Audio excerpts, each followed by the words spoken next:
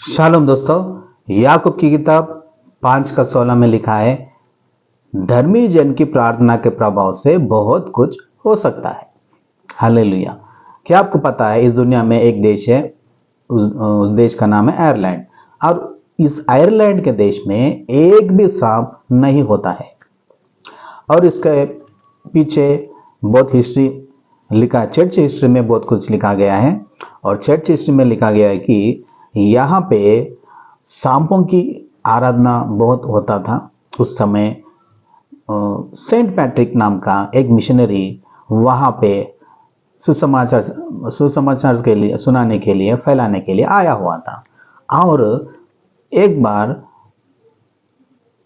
सुसमाचार सुनाने के लिए वो प्रार्थना कर रहा था उस रूम में।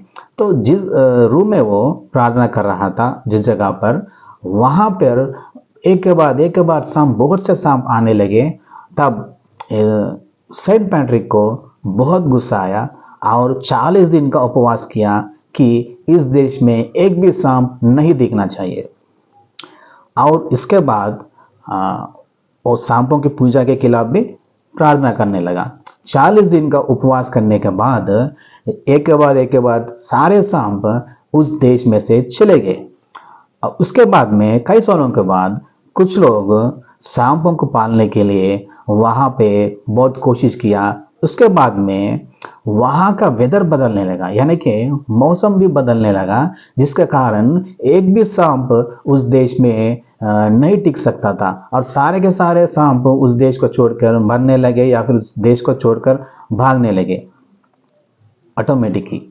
तो मेरे दोस्तों, उस समय के बाद अभी तक बहुत से कोशिश किए गए कि उस मौसम के हिसाब से जो सांप होते हैं वो सांपों को यहाँ पे पालने के लिए कोशिश किया, लेकिन हर कोशिश नाकामयाब रहा।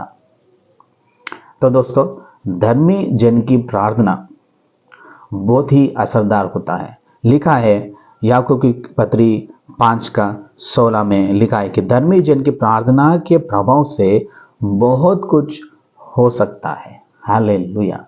तो धर्मी जन के जीवन अगर हम जिएंगे तो हमारे प्रार्थना, हर प्रार्थना, जो भी हम प्रार्थना करते हैं, हर प्रार्थना परमेश्वर सुनेगा। तो धर्मी ठहरने के लिए, धर्मी जन के जैसे जीने के लिए कोशिश जारी रखें। जय मसीह की।